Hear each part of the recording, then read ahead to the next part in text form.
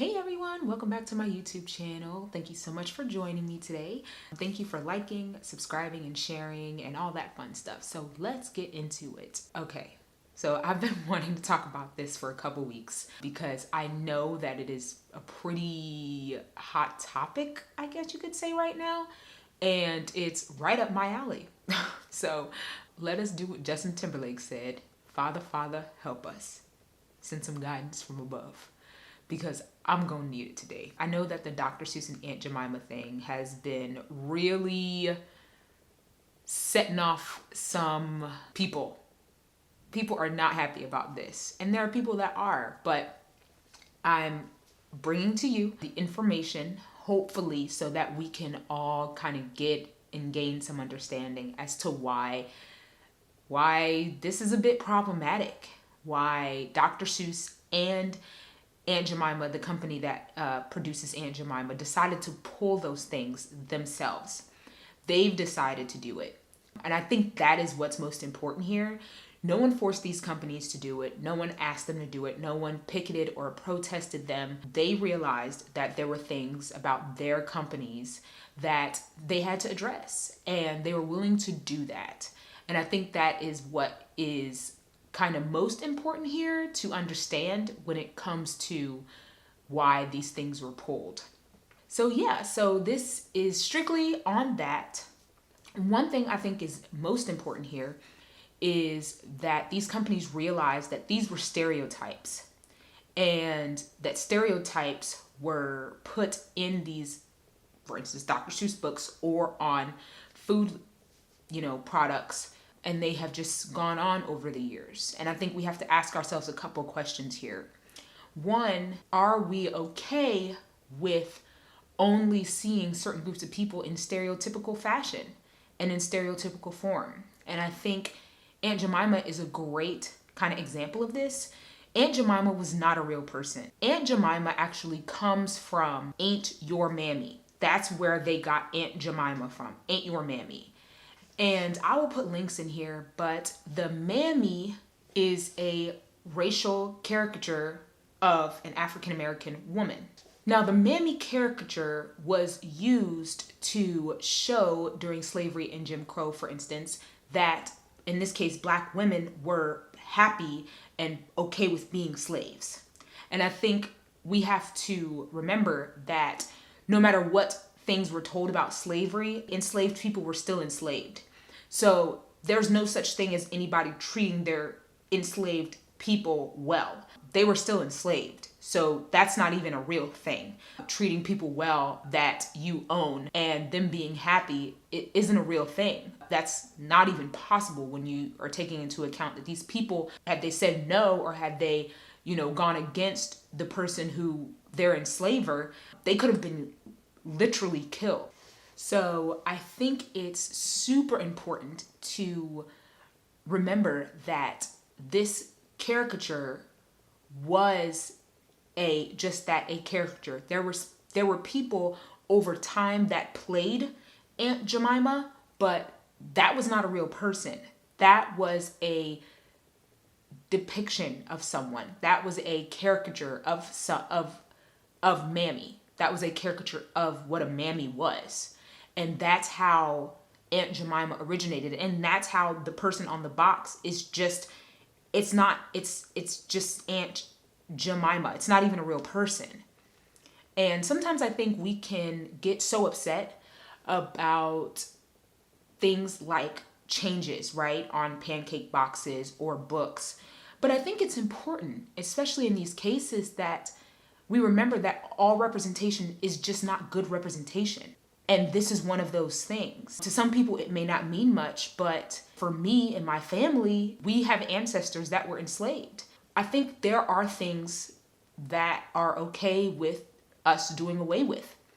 Dr. Seuss, again, is one of those things. Not the entire enterprise, but the books that portrayed harmful stereotypes. And to some people, they may not see what the big deal is.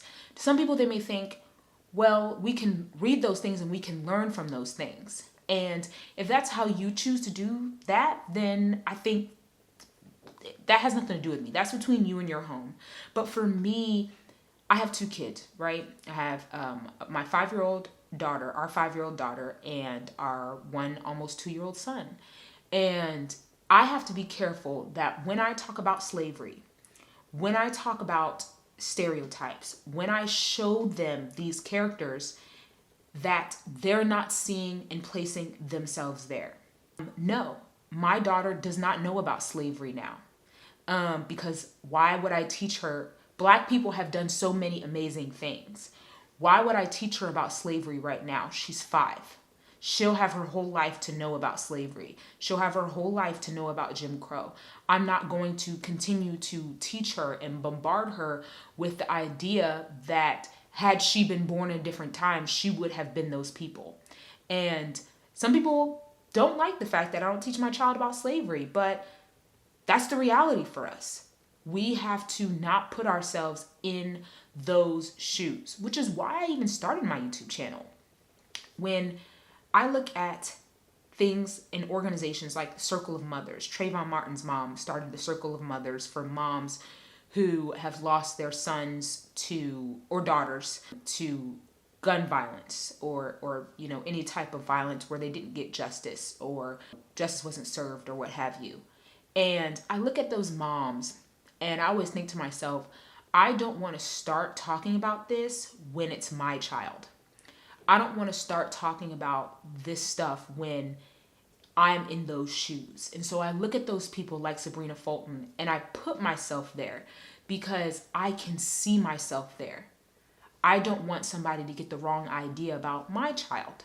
And believe it or not, there's a lot of times where even me personally, I am on the daily fighting stereotypes. People, well, what about this? Well, what about that? And I sometimes wonder, one, if anybody even researches and looks this stuff up, but two, if they even care to do that, or if they just want to continue to perpetuate these harmful stereotypes that me and my family, for instance, have tried so hard to combat and come against, that we feel like we're always having and always being measured up to stereotypes. Every time you see a picture of someone that looks like you, it's in stereotypical form. So I've talked about how me being a darker skinned Black woman and how growing up in media, I never saw a darker skinned Black woman that was not portrayed in some type of stereotypical form. Whether she was the baby mom, whether she was the unmarried, girlfriend, whether she was the loud, obnoxious, unwanted, unlovable. That is who I always saw. I never saw someone that looked like me in a good light. And not that I can remember. I never saw someone that was my complexion that was played in a good light.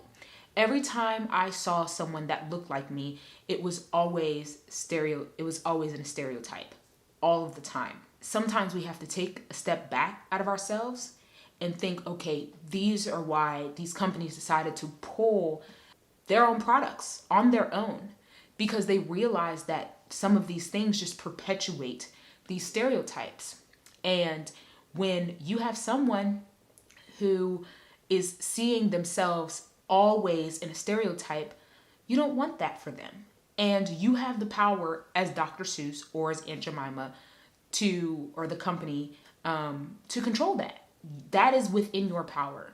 And they decided on their own that they wanted to make that change and that they wanted to be different and that they wanted to pull those things because they didn't want the stereotypical, and the only time someone opened up a Dr. Seuss book and saw themselves in a stereotypical light, in a stereotypical form. I think that having empathy and understanding other people and where they're coming from and loving our neighbor as ourselves and stepping outside of ourselves and just caring about people, I think sometimes we can be so wrapped up in, well, what about, that we can tend to lose focus on these are people, and we don't walk in each other's shoes, and listening to each other's stories and hearing each other's stories will help us understand each other better.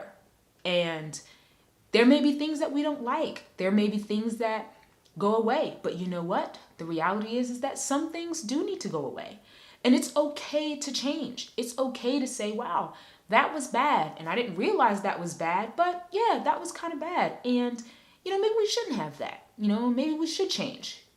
There's nothing wrong with that. It doesn't make you weak. It doesn't make you not strong. It doesn't make you a snowflake. It makes you human, and it makes you able to care about other people. So thank you guys so much for liking and subscribing and all that fun stuff. You're amazing. If you have any questions or anything, drop them below. Look out for links in the description box. I always put links there. That way you can do your own research, kind of start you off somewhere. That way you can go on your own journey and research for yourself. And that we're not just in this rabbit hole of memes, but that we can get our own information. So hopefully you look at that and you start somewhere. And I appreciate you guys. Thank you so much. And I'll see you next time. Bye.